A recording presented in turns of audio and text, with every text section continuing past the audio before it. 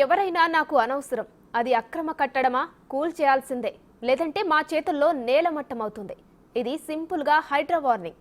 హైదరాబాద్ పరిరక్షణ కోసం ప్రభుత్వం తీసుకొచ్చిన హైడ్రా అక్రమార్కుల గుండెల్లో బుల్డోజర్లను పరిగెత్తిస్తోంది. అక్రమణ అని కన్ఫర్మ్ అయితే మటాష్ చేస్తోంది. ఇంతకీ హైడ్రా అసలు లక్ష్యమేంటి? ఇప్పుడు జరుగుతున్న కూల్చివేతలు చెబుతున్నదేంటి?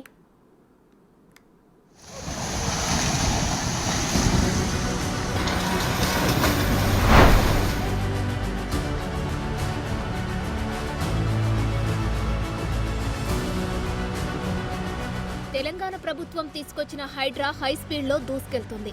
హైదరాబాద్ పరిధిలో ఎక్కడా కబ్జా అనే మాట వినిపించినా కొరడా జులిపిస్తోంది. ప్రభుత్వ ఆస్తులు కబ్జా చేసి కడుతున్న కట్టడాలను కూల్చివేస్తూ ఆక్రమణదారుల గుండెల్లో నిద్రపోతుంది. ఫిర్యాదులు అందిన వెంటనే స్పందిస్తూ చర్యలు చేపడుతోంది. అందులో రాజకీయ నాయకులకు చెందినవైనా సరే ఏమాత్రం వెనక్కి తగ్గట్లేదు.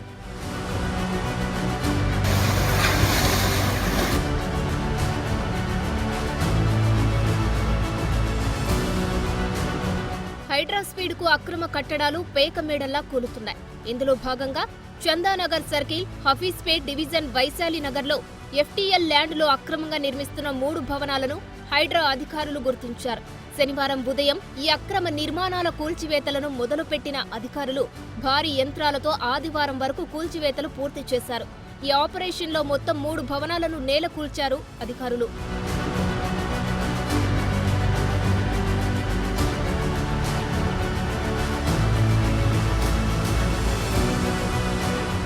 రాజేంద్రనగర్ పరిధి శివరాంపల్లిలో అక్రమ నిర్మాణాలు కూల్చివేసింది హైడ్రా. చెరువును ఆక్రమించిన కబ్జాదారులు ఏకంగా ప్లాట్లు వేసి చేపట్టిన నిర్మాణాలను నేలమట్టం చేసింది. మొత్తం 5 బిల్డింగ్లతో పాటు 25 కాంపౌండ్ వాల్స్ ను జేసీబీ సాయంతో హైడ్రా కూల్చేసింది. అక్రమ నిర్మాణాల తొలగింపును ఎవరూ అడ్డుకోకుండా భారీ పోలీసుల బందోబస్తు నడుమ ఈ కూల్చివేతలు జరిగాయి.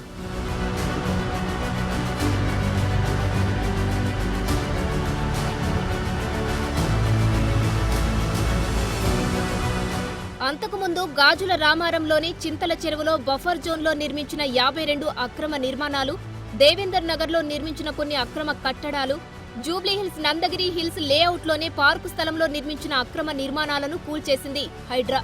ఇలా ఎక్కడెక్కడ ప్రభుత్వ భూములు, చెరువులను ఆక్రమించి నిర్మాణాలు చేపట్టారో ఆ నిర్మాణాలన్నిటినీ నేలమట్టం చేస్తున్నారు అధికారులు. మీరు ధైర్యంగా ఫిర్యాదు చేయండి, తర్వాత జరిగేది మేం చూసుకుంటామని హామీ ఇస్తున్నారు. ఇలా రోజుకో చోట జరుగుతున్న ఆక్రమణల కూల్చివేతలు ముఖ్యంగా చెరువులను ఆక్రమించి కట్టిన నిర్మాణాలపైనే ఫోకస్ చేస్తున్నారు అధికారులు.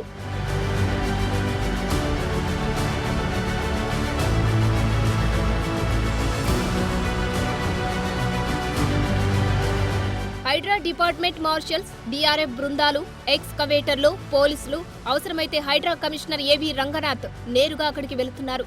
ఫిర్యాదు రాగానే ముందుగా స్థానిక అధికారులు పరిశీలిస్తున్నారు. ఆ తర్వాత రెవెన్యూ, ఇరిగేషన్ డిపార్ట్మెంట్స్ వద్ద ఉన్న మ్యాప్లు, శాటిలైట్ పిక్స్ తో కంపేర్ చేసుకుంటున్నారు. ఒక్కసారి అక్రమ కట్టడమని తేలిందా దాని పని ఖతం. నిజానికి గతంలో నోటీసులతోనే ఈ వ్యవహారం నిలిచిపోయేది. కానీ ఇప్పుడలా కాదు, గంటలోనే వ్యవహారం ముగిసిపోతుంది.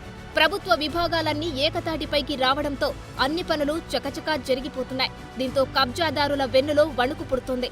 చెరువులు, నాలాలు, మూసి పరివాహక ప్రాంతాల్లో, ప్రభుత్వ స్థలాల్లో వేసిన లేఅవుట్లలో ప్లాట్లు కొనుగోలు చేసిన వారి పరిస్థితి ఇప్పుడు ఆందోళనకరమే అని చెప్పాలి.